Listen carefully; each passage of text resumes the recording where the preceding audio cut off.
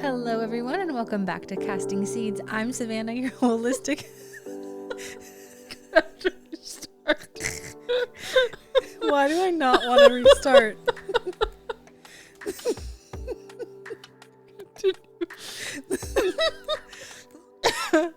I'm Savannah, your holistic health practitioner and host. And we're listening. Oh, you're listening. Okay. You're listening to the only holistic health podcast that uses God's singular truth to give you individualized discernment. Ooh la la la. This is what happens when you're doing a podcast episode with one of your best friends. I hope you guys feel like this is like a gal pal episode, because it pretty much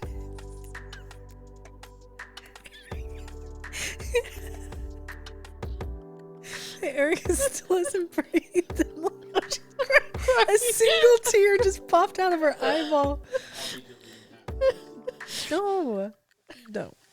Jeremiah said he's going to delete half of this. I want all of it in it. Okay. So you guys, while Erika's like trying to collect herself, you guys remember Erika? She not only is a really good lifelong friend, but she also became one of my clients. Normally the opposite happens, where like a client becomes a friend, but a lifelong friend also became a client. I helped her with her back, and when she fell, and told a really epic story about when she fell down a cliff. She still has not been able to listen to that episode because it was just too traumatic, reliving it for her. So hopefully this will be an episode she can listen to now, because it won't be traumatic, I hope. Well, I'm crying laughing, so yeah, not crying. not crying. Yeah. Also, if you guys hear any sounds in the background, Jeremiah is watching the monitor. We just put Penelope down, so I'm praying that she stays asleep. But if we're laughing really loudly, she may not. I don't know. But today's episode is going to be actually about Erika. How long have you been doing this for? Or van life? Oh, 2 it's years? been like a year and a half. Can you believe we filmed that last episode when I just started my travels? No. In January of like last year. That's crazy. It and feels like I was it's been just 5 starting years. my van life. Okay, yeah. So Erika and my other friend Kayla have been preparing for a long time. They were looking into vans, and you guys split a van, correct? Mm-hmm. We split it. And we'll get into that, like the dynamics of that and how they do it. But I feel like a lot of listeners in particular, like all of us who are interested in holistic health and like healthy lifestyles in general, are like, you know what? If I just didn't have a house, I would be so much happier, because I'd be out traveling and like in the wilderness all the time. I've thought that. Jeremiah and I have been like, screw it, let's just get an RV. It's so much cheaper. Not a van, but an RV, because we need more space. Yeah. Or at least we thought, like I feel like people who are vanners are like kind of like extreme backpackers. We're like, we can go ultra lightweight. Yeah. We're better than the RVers. I mean, there's definitely perceptions across the entire community, but I think to each their own. Your lifestyle. Well, yeah. So, and that's the other thing too. Like, I want to go into like the difference between vanning and RVing and all that, but I want the listeners to first know, like, why did you and Kayla, why were you guys interested in van life? I know you're both living in San Francisco, and I feel like this episode too will be great for people who, one, are really interested in it, two, may hear some things that they don't realize are associated with van life that may be like, hey, there's some hard stuff. And three, I've noticed that like if I didn't have Jeremiah personally, Erika, I would not probably be into it, because I wouldn't want to work on a car or a van and like get nerdy about that. Like that stuff does not interest me. So I would need someone like you or Jeremiah, because I'd be like, crap, this broke down and this is my house and I don't know what to do and I don't really care. Yeah. I just want to see ya, Okay. So, and I know it's become like a hobby for you on top of that. So I guess the first thing I want to know is what started, not necessarily the journey of you traveling, but what started you and Kayla even talking about, let's share a van first of all, versus like, let's get a van and actually do this. Like, this is going to be our next chapter in our life. Yeah, I mean, it kind of all started in that we wanted a van where it was about 2 years ago. We wanted to do a road trip going through the South.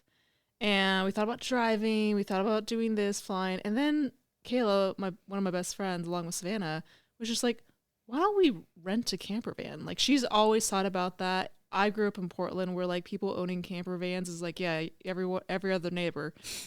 And so it was in their side entirely yard. neighbor, but it was really normal. But I never really thought about it personally for myself. But I was like, sure, let's do it. It's like broke down the numbers. It was kind of the same as like renting a car plus hotels, but we get all the freedom and way more unique experience. So we went on through Outdoorsy, where we found a camper van to our liking. Buster was his name. And we just had the most epic, mythical, grand time going through the South, doing all the things, but also kind of discovering along the way. Like, she figured she already would love a camper van. I did not know I would need a camper van. Like, I needed a camper van in my life. So then what did you expect van life to feel like versus what it felt like out on the road with Kayla? I didn't really have any expectations of what it would feel like. I feel like it would just be like a constant road trip with my friend, just like in a smaller, like kind of camping, but like more like glamping, I guess. Did it in a feel vehicle. like it? Yeah, it kind of felt like glamping, I guess. But I never done an actual glamp site, so. Well, I loved getting photos of you guys both sitting on the toilet. Oh yeah, that was. Don't tell Kayla. She knows. She knows. Okay, great. And now I think everybody there are else just knows. so many moments too where it's just like you become so much closer to not only nature and like the community and the road that you're traveling on. And you see all these other areas where like I've traveled all around the U.S. That was kind of how my family did it. We just road tripped growing up. But I feel like I have to redo it again because you just get so much more immersed in the community. But even with another, like Kayla in this instance, like there's no room to hide in these things. Yeah. Like to the point, someone could be sitting on the toilet and you reach out your hand, which was a very real moment, and we're touching her. I'm on the bench and she's on the toilet. We're touching her hands. We just had that instinctual moment. And there's just a proximity and no hiding and a coordination and this kind of symphony that happens in the van between two people that you didn't even know had to happen. But it's a small space. Yeah. So that ability to essentially being able to work together and like cook dinner to doing all these like small little chores just becomes like this very like beautiful song and dance when you find the right person, I think, to do it in a van. You can't just do it with anyone. There does have to be just so much more communication and coordination that doesn't really feel like much when you're actually doing it, but it has to happen It's like a for dance. that to work. Yeah. That And makes if sense. you're by yourself, you're by yourself. But like, yeah, with another, it's like definitely a lot more of this like beautiful coordination song and dance that has to happen. So, okay. So what would be the difference then? Because I know I've heard Kayla talk about a tiny house. And it's not like either of you have decided like I'm going to live in this van full time. One, because you guys can't because you share it. But I guess like, because I know Kayla's talked about getting a tiny home. I think a tiny home is actually a little bit cheaper depending on how you go about it. But like, what would you prefer a tiny house versus, because I know that's like a big thing too right now. Would you prefer a tiny house if you were kind of going to be in one area for a while, or a van? Van. Because you can move. Yeah. That makes sense. That ability to all of a sudden you just find somewhere that's so nice and it's like, I'm just going to lay down or start cooking here because I have this beautiful view. There were so many moments on that like last year on the road. And even, when I get the van back, my rotation's coming around. And where it's just like, I did not expect to like this area so much, or I'm just really tired. I'm just going to start cooking dinner. Or you meet someone. It's just like, you don't have to change around your plans. I don't think you realize, and this is something I didn't realize either, how much by having a home or your car or a hotel really ties you down to a place, whether or not you're enjoying that moment or place, versus like when you have the van, your home's just right there. It's like, I'm enjoying the moment or this place, like I can just continue. Yeah, because it's just so much more freeing. Well, okay, so then what was something, because obviously you guys enjoyed that trip of renting, right? So by the end you're like, we want a van. So one, how did you decide together, like we are going to go in on this together 50-50? And then what was like a non-negotiable, like in a build out? Also, you guys, sorry, you might be able to hear Jeremiah trying to calm down Penelope in the background. Yeah. So I think it went from like, for me, it was like, I didn't want a van. Like I needed a van. I think Kayla was also like, went from like want to need, but I'll let her speak to that. And she had luckily already had done all this research. She'd been watching videos, I think for like years, wanting a camper van. Like that was on her bucket list of things to have in life. And so she actually already understood like all like the mechanics from like the water to the power and everything that we should ultimately be getting. We learned a lot by essentially like living in Buster the camper van that we had rented over 2 weeks, essentially of like what we kind of looked for in like designs and other components of the van. So what was something that really stood out to you? I think we definitely, this was kind of a non-negotiable because I remember we had the list. It was like, we just wanted like our standard, it's called 140-foot wheelbase Mercedes Sprinter, Okay. and a 4x4. So we What does didn't want to that be mean? essentially limited in the places in which we could go, just based on essentially because the fact it wasn't a 4x4. Or like having a little bit longer of a van does kind of like, it makes a little bit more of a coordination, but it's nice if you're doing longer term traveling. What or does another 4x4 mean? Like what? It's your ability to go like off road. Oh, I was thinking like a box shape. I was like, I think it's like a rectangle. Yeah, so like, if we want to go off some beefier roads or something like that, you can't typically just do that in any It's a big- car. Yeah. Okay. And especially camper vans are different in that like they're more top heavy, so they're just more likely to have something kind of go wrong. But you'd be surprised with any car or camper van, the places it can go. Really? I will say that. So after kind of also learning from the overland community, which is a whole other community I got exposed to just simply by having this van. Yeah. Well, I mean, it's just like having a dog. Like I've met all of the people in my neighborhood that have a dog because I have a dog. Does that make sense? Like, or Yeah. like I've learned like a bunch of different communities, even at beaches, like dog. Anyway, it's obviously not exactly the same. Oh my gosh. I just hit my little like thing. Also hearing Penelope like makes me so sad that she's crying in the other room, but it's fine. Okay. So then what is like a myth that you feel like you heard before getting a van or you hear all the time, like conceptually that people are like, oh, blah, blah, blah about having a van. Doesn't it suck? Versus, something actually being good, or the opposite where you're like, oh, I really thought I was going to be able to like do life. I mean, it's a good question. I think You may not have any. Yeah, I don't do social media too much, but I think when I see social media these days with van life, especially now that I own one, it's always the rosiest parts of like, here's this epic view and me cooking dinner and doing this. And a lot of times whenever I've had a friend come and stay in the van with me, it's like, the first thing I do is like say to them like, well, here's the reality check of what it's actually like to live in a van.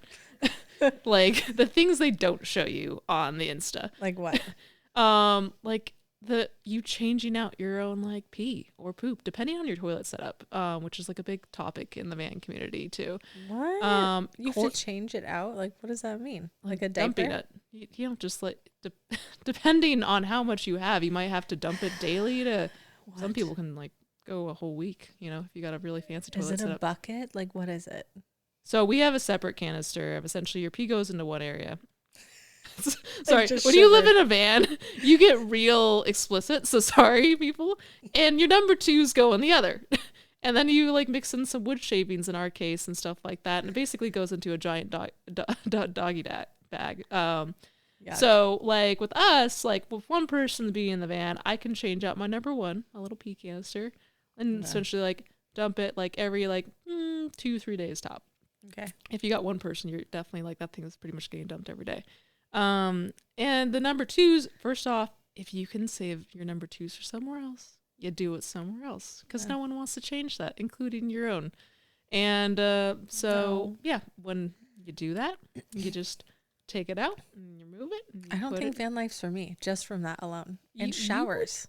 Be surprised. I mean, the showers is one thing where you have to be very mindful of. Like, this is the other thing, too. Depending on how much water your van holds, that really dictates the amount of water you can use for cooking, as well as, like, a shower if you happen to have a shower, which is also a strategy depending on the type of van you have. See, like this stuff, that is so much to think about for me. I remember the very first month in the van that, like, everything from water to power to showers was a lot more, like, thought and strategy, and it kind of felt a little like heavy.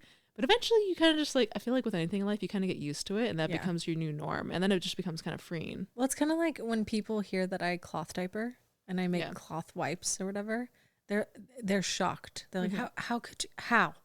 Well, it's the same thing. You just put it in a bag instead of in a trash can. Yeah. Like it's not that, and then you throw it in the washing machine instead of having to go buy new diapers and wipes. But yours sounds much more complicated. I'm not gonna lie. I don't know. It doesn't seem complicated. I mean, it took us a little while to like fine tune our approach to everything. So is that the most inconvenient thing you think about van life? It depends where I think the showers for me is probably the most inconvenient thing, just because I'm highly active, and that really, I found like a lot of my day kind of like going like, can I do this massive hike, or can I do this trail run, because can I shower afterwards? Do I have enough water? Will I have the privacy to shower somewhere too? Oh, okay. I just thought of one that I feel like I hear a lot, like from my parents. Whenever you're off on an adventure, like, where is she? Is she alone? Oh yeah. Do you ever get nervous being alone? Because I know you do travel alone in the van. No. And no? I got this question. I've been getting this question for years, but especially last year, just traveling alone in the van and then also around the world. Firstly, I never tell anyone explicitly that I'm traveling alone. You know, safety number one. You keep your cards to your chest until like you feel like utmost like comfortable.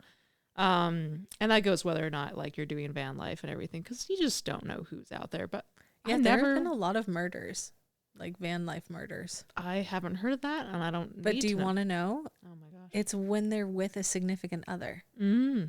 So it's not like van life murders, girl goes missing and alone in her van. It's been with somebody else and then the significant other. Well, okay. Well, I'm just by myself, so I'm not part of those statistics. Congratulations. No, I've always felt very safe. The most times I felt most unsafe was always in a city, so with people. That makes sense. But yeah, I've never been afraid. Like out in the van in the middle of the woods, it's just more peaceful if anything else. Have you ever had like a sketchy moment ever happen? There was one time last year in the van where I was with a friend and we were actually going to stay at a vineyard one night through a program called like Harvest Host. I remember this, but tell the story. But ultimately we kind of like felt it out. We had dinner and was like, this just still doesn't feel right. And go with your gut. Your gut's always right. So we ended up driving through a storm for like an hour to like this campsite out on some BLM land. Our Bureau of Land Management. And when we got there, parked the van, friend goes on a walk. She comes sprinting back, and I'm just like, what now? And she goes like, Erika, there's a double rainbow right above us. And it's like literally, she has a tub of what? A double rainbow. Oh. Can I tell you? I thought you said a tub of Rambo. I was like, what? No. A double rainbow? Yeah, so she gets out her nice camera and takes this beautiful shot of this double rainbow where our van is just centered perfectly in it. And we just took that as a sign from the universe, basically saying, good job. You guys made the right decision. So whatever was going to happen at that place, like we felt like there was going to be some more weird shit. So, and we were just awarded for making the right call. I would say listening to your gut is always the best. Whenever I've felt that like conviction of like something's wrong, like one time I was praying and I was talking to my friend Keely. It was when we lived together. Do you remember this? I was in the front yard and I was praying with Keely on the phone, and the car door wasn't locked. And in the middle of praying for her, I was in the middle of prayer. Okay. I opened my eyes, and I never do that while I pray.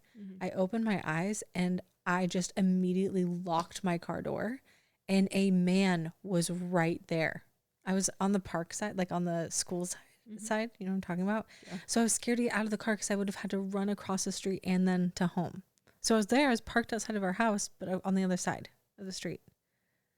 Don't you remember this? Yeah, I don't remember this. I know, like, I would have told you 100%. Probably, but like there's just so much stuff that happened when we lived together. It's true. But that's the thing. I literally sat in the car for another 30 minutes because I was too scared to get out. And why I didn't even think of like calling the police. They call me silly. Well, I don't think you were there. You weren't home. Still call me silly. I don't even remember. I was just so freaked out, like, to get out. But he went up to my car door and did the like tried to open And then I looked at him and he just like slinked away and was an older gentleman too, like an older guy. It was creepy. He had the scariest eyeballs I'd ever seen in my life. Anyway, it was so weird. When I was way too scared to get out of my car, I literally waited forever because he just like went behind another car behind me and I didn't know if he was waiting. I know. I ran to the house. Anyways, trust your gut. Better to be a little bit proactive, avoid the situation than finding out what could be. Park and lock, baby. I do it now with Penelope. Whenever I park, I immediately lock the car. Parking's also a strategy, how you park your van in the middle of the night too when you go to sleep. How's stealth like? Okay, so I want to ask about that. How is like stealth camping out like in the urban areas? Because I know that sometimes if people are in like Mercedes vans and things like that, people get mad if you park in certain areas or stay on the street, right? Do you have to stealth it or not so much? I mean, doing stealth camping in a city is not my preferred just because it's not very pretty. It's usually more loud. You're more likely to get something what we call the knock, which is like usually at worst, someone's going to come knocking on your door. Usually it's law enforcement. I've only gotten the knock once, but that was in a friend's van. So, and they just tell you to move. So, there's nothing really bad that comes from it. But so one of the times when I have stealth camped in a city, it's normally because we use this app called iOverlander. Everyone uses it who's in the nomadic community. Okay. And essentially, even in cities, it will tell you like, oh yeah, these areas of cities are really great for essentially like just like where vans or people will cluster. Okay. Yeah, a lot of times though, honestly, in a camper van, especially if it's like, you know, you're not staying like a dingy, you know, kind of creepy looking van, you stay there one night, people are probably gonna think, oh, it's just the neighbor. And that's the first thing I do whenever I did that is like I would immediately put up all my like window coverings and I make my lights like I'd already showered and did everything else elsewhere. So I'm pretty much just immediately putting up all my window coverings. I'm going straight to bed. No lights, anything. So it just looks like essentially like the van is parked there for the night. Okay. And then I move on. So if I ever did have to do like stealth camp where I just didn't know where to stay, get ready somewhere else where I had the lights, I do my facial routine, all that stuff, and I just drive somewhere else and I go to bed. And I've done that a few times. It's just like, this is not, you know, it's just like you're a little bit more mindful of your noise and your light. And that's just one of the nice things about the van is like the freedom is to not be. It's like just like your home. You don't want to like feel like, oh, I got to have my lights dimmed and everything else. Like you just want to be in your home. Yeah. So. Yeah. Well, okay. So then because you've met a bunch of different people in van life community and even for yourself, I think this would be a good question. Yeah. Do you feel like there's a lot of escapism in van life where like people are constantly in constant motion and not grounding themselves in certain areas? Like whether, I mean, we can talk about you separately, but first in like more of the people that you've met, have you noticed that there's like, they're always constantly trying to go somewhere because of X, Y, and Z, or I wanted to escape my job or a marriage, a girlfriend, a boyfriend. Does that seem to be like a common theme in van life, or do people seem kind of generally well-grounded? And then I guess the same question for you as an individual. Well, so you meet a lot of different people in van life. Yeah. People who have, you know, camper vans to just like regular, like, I don't know, vans who just like converted them out and you can't really stand in them. You meet all sorts of different people. Yeah. I think that's one of the best parts is everyone's just got like an interesting story and a perspective on life. And even people who have like pretty creepy looking vans, like the ones you were warned about as kids, the nicest souls. What do you mean, like a windowless van? Yeah. Like the ones that you were generally like, you would be a little terrified as like, you're told about as a child. Yeah, I mean, don't judge a book by its cover, I think is like the learning there. But I think everyone is like, it's not like they're escaping. It's more of like they're claiming this life that they know to love. And it's like this, I think a lot of van comes with essentially some type of freedom as I get to go wherever I want, do whatever I want. Maybe you're working, maybe you're not. And it's more of just like this sense of exploration and claiming the life that is fulfilling to you. And that's, I think, one of the very attractive and interesting things about van people is like, they're not afraid to essentially go after, this is the type of life and lifestyle that makes me happy and I'm going to pursue it. Versus when I walk around, especially today, I see a lot of people who seem like, it's a little unfortunate. It feels like they're just kind of walking around with a little blind or like with shackles on. Like even I feel myself with, even though I have a remote job now and I can work, it feels a little bit like golden handcuffs because I can't 100%, not work again and essentially go about doing anything. I can work while remote, but I'm going to be working, your 9 to 5. So do you think then there's a right person and a wrong person for van life?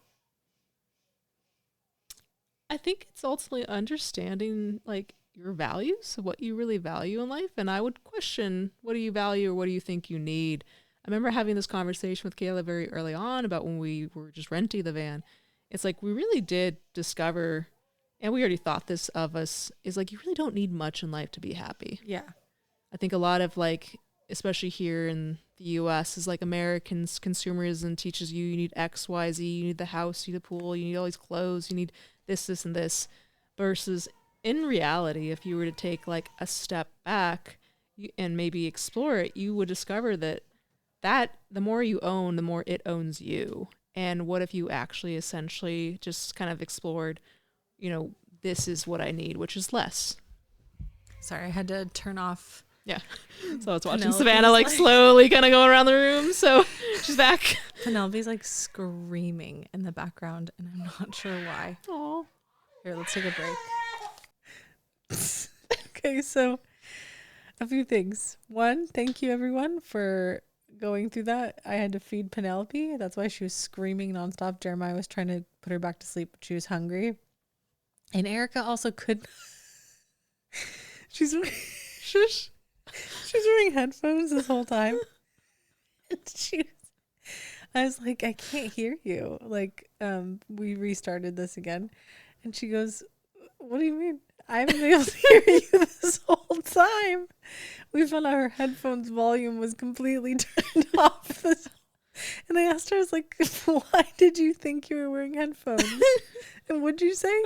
For shits and giggles. Just to look professional. I don't know. I'm here. I can't. It's been a long day, okay? Yeah, it has. It really has. My day never ended from yesterday. La, la, la, la, la. Okay. Let's get back to van life. This is house life, if you couldn't tell. Okay, what is the biggest argument you feel like you've had that van life has triggered? Wait a second. Whether it's with somebody else or with yourself, like internal conflictions. What's like the biggest thing that has like stirred your life in a negative way? Can you rephrase this question? Okay. I want to make sure I answer it. Okay. Properly. What? I'm trying to think of how to rephrase it. What's like the biggest conflict that has happened to you internally or externally? Like if anything significant has happened in your life because of the van. Oh, okay. Now this makes more sense. Yeah. There's two. One is more specific to just kind of like nomading it in general for like the past year. I think the other one is just stuff. Like in a van, you like don't need you don't need much. You really realize that too. You don't need much, and the less you have, the more freedom you have. The more you own, the more it owns you. Van life is like backpacking. I swear. Yeah, we get a little more flexibility. It's a little more comfortable. Just a bit. Just a bit. A little more glamp. A little more for the gram, I guess. Gram, whatever. But yeah, so essentially, like, I remember when I got back from all my travels, and back in like June, and I was getting my first ever like apartment, and I was furnishing it, and I remember one day I was so angry at stuff after coming from like a year of living out of like 2 to 3 pieces of like bags and throwing a bunch of stuff in the corner to just return or donate. And I was just so angry at inanimate objects of how much ownership it was going to have over me. Because you had to like remember when you wanted a 2-bedroom apartment? Oh gosh, I'm so glad you talked me out of that. It wasn't a 2-bed. It was 2 bedroom. Yeah, it was. That's right. It wasn't a no, because I love my 733 square feet is glorious for one person. Yeah, that's a good amount of space. Amazing. So, and that's the thing, like, I feel like a lot of people think that the small, compact life is intimidating, but I feel like it makes you value and find multi-purpose and more, like, you find more value in the things that you have Mm-hmm. because you have to get crafty, Mm-hmm. right? Again, that's why I call it like, it's like backpacking to me because I feel like it's the Yeah. same thing. You try to find the multi-purpose tool of your van. Yeah, I think everything you have in the van, it kind of has to serve a purpose, and it has to serve ideally multiple purposes too. It's just like a feature of essentially having this limited space and what in this area is going to bring you the most joy and value. I think the one thing it's like, in the van, but this is where like maybe having a place like swap out certain stuff is kind of nice. Is like you can't have every hobby in the world in your van. You can't have every single tool. So how do you essentially like bring those moments of I still want to have this hobby over here. Maybe I want to pick up mountain biking. Okay, let's bring the mountain bike over. Yeah. Okay, now I want to do this like art. Okay, like I can't have this in art in the van, but maybe I can have the van. So you can kind of just rotation if you kind of figure it out. Mm-hmm. So like you only have a certain amount of stuff with you occasionally, and then you can always swap it out. So it's still like in a world where essentially you can bring things in and out depending on whatever season you are in life versus like having a home where it's just endless seasons. Yeah. Well, you can only bring things in and out if you have a place to put it out of. Yeah. And I know a lot of people, some, not a lot, but quite a few people will rent like a storage space to then be able to swap things out, which is kind of nice. Or like even use friends' houses or families' houses. All of which I did. Yes, it's true. I had my stuff in like 3 different areas of the country at one point. And it was very stressful for yeah, you. because I had to go back and get it all at the end. So then what would you say to somebody who you may be romanticizing RV life or van life, like having life on the road? What would you say to them to kind of give like a reality check of what it's really like? Of what it's really like? Because I know you think it's wonderful. You're a little biased. Totally but love like it. to give a reality check to somebody of like, it's amazing. And not but it's more like, hey, this is how it is. What is that? I think it's work. There's an adjustment period where like you've come from this life of essentially you have a home or an apartment, you've got running water, electricity, and everything else, and you've got places to put your stuff. And essentially, look, now you're in this small little confined area where you got limited water, you have limited power.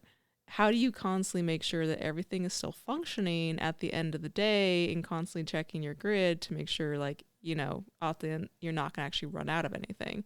Yeah. And it becomes a kind of a little bit this game of like Tetris of like, okay, if I turn on my inverter to work my stovetop, how much power is that going to use? Will I still have enough power to put my lights on later? If I use water to wash the sink or the dishes in the sink, will I have enough water here for a shower later? How do I get more water?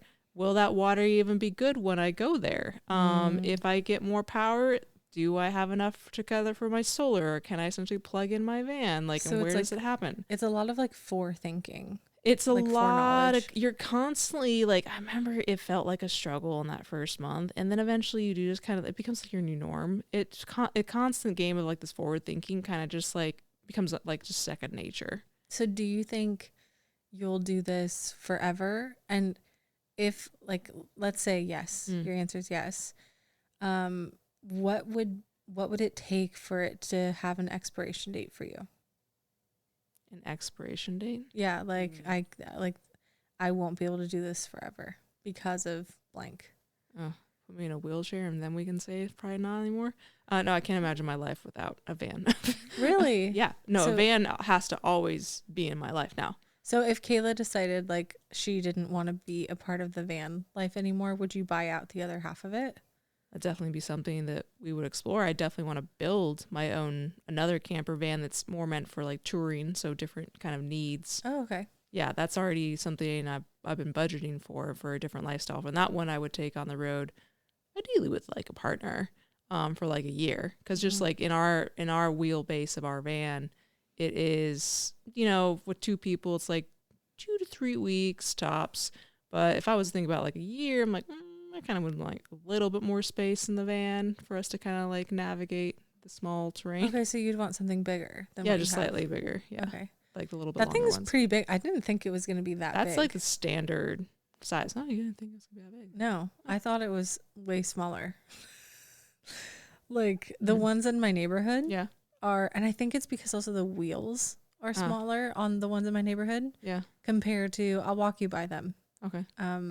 Once your leg is feeling a little bit better after I work on it. But, yeah, yours is so tall and like big. Oh yeah, it's and got lifted. like a 2-inch lift and a bunch of beefy suspension upgrades. Yeah, I wasn't expecting that. And also the tires are huge and thick. And I was like, whoa. Yeah, they're nice, those tread blocks. Yeah. See, all this language too, I didn't have Tread in my blocks. vocabulary at all. When you get a van that forces you to be in this, you start finding things that once were like going right over your head. Now I'm like, oh, those are some sexy tread blocks.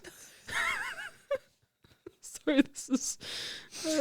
I know you have certain viewers. Okay. So I guess is like one of the final questions. What's something you wish you knew before hitting like the road in general?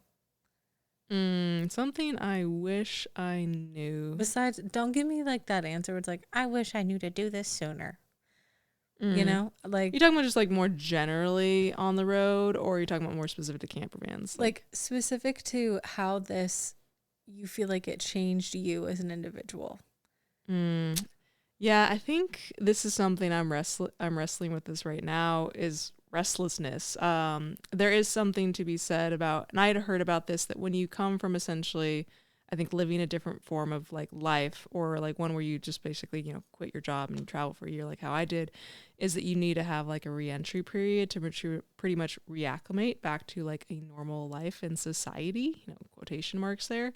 And I gave myself that, like a nice kind of 6-month readjustment, started taking things slower, started being in more homes, things like that. And yeah, I mean, you got a home. Yeah, and I got a home and I moved out to Arkansas. Love it. You guys should go. Bentonville, Arkansas. Amazing. You wouldn't think it. And essentially it's just like I've now experienced this once incredible life of like being on the road, seeing constant beauty, having this crazy, incredible like community that's so loving and so welcoming. And now I just feel restlessness because I felt what true, like I feel like this float and flow and float truly feels like, and I don't quite have that anymore. And even if I was to like take my job on the road, which I will do that in like spurts coming up, it's just not like I can just kind of blast out from 9 to 5 and do whatever I want. It's like I still have to come back to my van and still work. And so I think I'll be able to get like a taste of that to a degree, but it's just like I feel like it's a little bit like I was in the Matrix. I was offered the red pill and the blue pill. I think it was the blue pill where it's like Neo took it and essentially like you are no longer in the Matrix. Like no, you see it's the red pill. Okay, the red pill. That's what I took. I didn't know I took the red pill. The blue pill is to stay in the Matrix. Yeah, I didn't stay in the Matrix. I feel like I did not know that I was living in the Matrix before. I think there are certain things kind of like towards the start of like Matrix 2, how he knows a certain like, I don't know, fissures or things that are unique in the Matrix. Mm-hmm. There's like things seem off. And I felt like I see that, and I see a lot of friends who see that too, who have yet to like quit, but it's like on their mind. And essentially by taking that red pill and experiencing like what true, I don't know, reality is, it kind of sounds weird to say that. It's like I can't go back to the Matrix because now I see the world for what it is and what can be. So do you regret having a home base now in Arkansas, like in Bentonville? I still love it. I mean, the community, I think my dream has always been like, ideally 8-9 months of the year, I'm living in one location where I can have that strong community, a lot more like deeper hobbies that are easier kind of to do in like one area, and then spend the other like 3/4 of the months a year either in one long stretch traveling or like sprinkled throughout the year, maybe even like longer. But I definitely still love having like a solid home base where things are just much more of like a steady state. Yeah. Okay, so I guess then doing half and half is kind of nice because then you can do the flow state of when you're literally flowing around the country, and then you can come back home. Yeah. I guess the last thing that I'd want to know and kind of understand is, when do you feel like it would be time for you to be, if ever, on the road full time? Is that in the cards for you? Would you ever not want to have a true home base? Mm. Because I know your hobbies, and I wonder if you would actually, personally, from knowing you, I wonder if you would actually enjoy that, or if it might get exhausting for you only being on the road 24/7. Yeah, I think when I imagine like to me, that's like the longest trip I have planned out to be in a vehicle is probably about 2 years right now. As one consecutive trip? Yeah. That just sounds like a home for 2 years. Well, you just said permanently, so that's I'm like, well, okay, can I see myself living in a van for 5 years? Yeah. It's like wow. pretty much what I'm hearing from you. Jeremiah just whispered Africa. No, that's actually the Pan Am. Yeah, that's Jeremiah. a little different, love. Yeah. Africa's going to be about a year and a half. And that's different. And we won't see you within that time? You can come with me. Bring Penelope. To Africa? She can be Liza Thornberry out there. Jeremiah is nodding his head, not joyfully. I got a lot of malaria pills. I didn't get to use them last year. Okay. Erika's our world traveler. And bring us back a little elephant toy. What's that cartoon with the little guy? Yeah. Jeremiah thinks that he has a microphone and people can hear him, but you can't have commentary. The Eliza Thornberry will be you. Yeah. I'm not going to be Donnie going alongside you. Yeah. Right? Yeah. Isn't that what he sounds like? Yeah, he's just rambling also. That was my favorite cartoon growing up. Liza It Thornberry. would be. Of course. Then Rocket Power. Rocket Power was the bomb. It was great. That was like based here, wasn't it? Dude, Kind of? yeah. Is that what It was about Southern California for sure. Or was it Hawaii? Did they go away? I don't We're know. getting off topic. Back on topic with van life. Okay. Well, I guess 2 years, 5 years. I mean, that's a long time, but that's still not permanent. Do you see yourself doing something like, do you think you could do this permanently? Yeah, I've kind of learned never to say never. Like, you can give it a try. I think the only world, where I could see myself doing like truly like forever, is maybe with a partner, to where it's like, yeah, I can make community anywhere on the road. I actually spent more time with people than I did by myself on the road, just because I met so many people everywhere. Actually, I tell people like no, because for hanging out, because I was like, I do want some alone time. Like, No. this has been great, but like boundaries. And I think it'd be nice just to have like a partner to kind of like share and build that with, and to not like, honestly, it is nice for like the times where I was able to hang out in someone else's rig and we were sharing it, for us to divide and conquer on certain tasks. I just like want a little bit bigger space, hence the other van to build out eventually. I think that's going to be fun. I know. Where can people follow you so that they can kind of get a taste of van life? And like, just if they wanted to ask you questions about van life or building, and because I know that you have cultivated genuine, really cool relationships, even a Southern dad through this whole experience. Indeed. And even you created you moved to Arkansas. Yep. If it wasn't for you being in the van, you would not have moved to Arkansas from San Francisco. Oh yeah, that would have never happened. Yeah. So, I mean, having that one trip literally changed the trajectory of your entire life. Oh yeah, for sure. And I mean, it sounds like it's going to continue, which is amazing. And I love that. But if people wanted to ask questions, or, you know, ask questions about builds, or like, are you interested in helping people along that journey? Oh, for sure. I will talk your ear off about anything that you have a question on. I have friends who regularly ask me. I have one friend who's like asking me all these questions right now related to van life, but also just like micro retirements for the year, because that's essentially like what I did.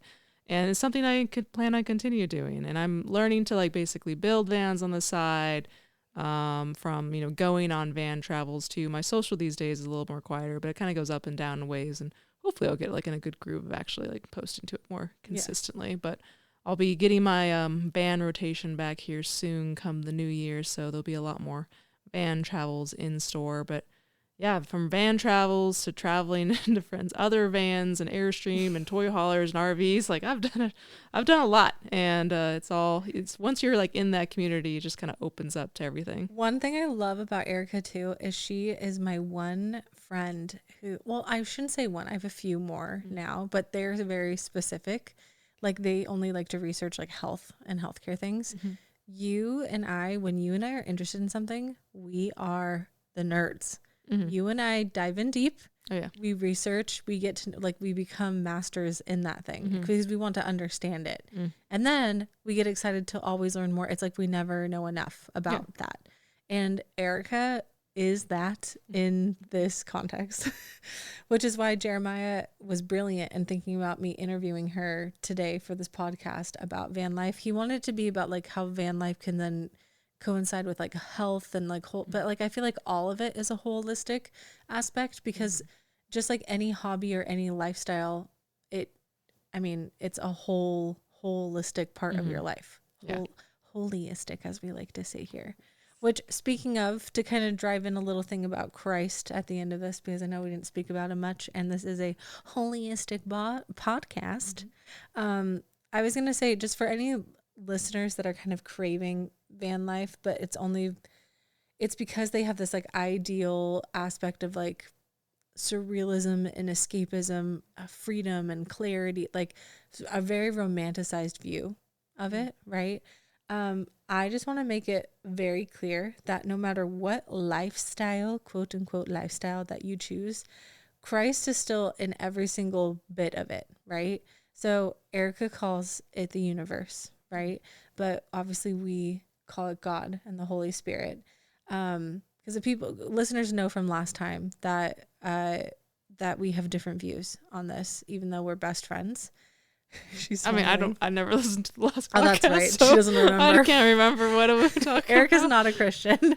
But I love that in our relationship, one, she totally respects the fact that Jeremiah and I live in a biblical home.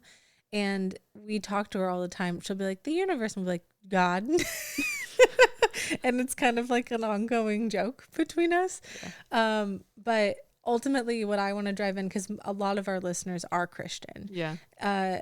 That the only freedom, like you can drive near, far, here, there, go travel around the world, but the true freedom that you would ever find is through Christ and Christ alone, because the shackles of sin have been taken off of you. So I feel like people sometimes use trips or travel as an escapism route, and I feel like that's kind of like the theme. That's why I asked you about it, because I feel like people can get branded that. And I feel like from what I've experienced from you, it's so not true in RV life or van life. In traveling life, you find communities all around the world. And I feel like that's also an aspect of when Christ came here, no matter where he traveled to, he literally sat and ate and made meals with people and did life with people and got to know people at different parts of their life. Like there was no one too good, like too wealthy or too poor, because they compare that a lot in the Bible. Like if you were poor, you're like dirt. And there was no one who had gone too far, like the prostitute, right? The people who were too sick. Jesus did life with all of them and loved them all equally. And that's one thing that I've really appreciated about hearing Erika's travels in van life, because just hearing all of the people that you've met in different aspects of their life, and some of them have been Christian, some of them have not been, some of them have been adventurers, some have been old, some young. They're really, like you said, there's no specific person that this has to entail to be able to enjoy this life. So for listeners who are hearing this, if God really is calling you to do that, I don't know. Jeremiah brought up a good point, because we're also called as Christians to be in a community, a consistent community that we're loving on through a church, but we're also called to be in the Word and be in prayer. So if God's called you to more of like a mission field community where you're hopping around for a few years, you should be very intentional and make it clear, like, God is leading me to X, Y, and Z. So I just wanted to hammer that in a little bit at the end. But is there anything else you'd like to say? Anything that has popped into your mind or your heart, Erika, that you're like, one last thing about van life that I 100% think would be the best thing ever for you, or beware of this, anything that you're like, this is it. If I were to sum up van life in one sentence, here it is. Well, that's a lot of pressure. You could say no, just like, boundaries with the other. I would say just do it. Go for it. I mean, you got one life. Why? What are you gonna regret most in life? Are you gonna regret just staying, or are you gonna taking that trip? And you can always just dip your toes into it. Like I said, we started by renting a camper van for 2 weeks through an app called Outdoorsy, and you can get all sorts of different rigs on there. It's basically the Airbnb for, I think, just outdoor rigs. And yeah, just see how you like it. Can people rent yours? I'm just joking. We talked about that, but no. Her name is Axel. We were very protective of her.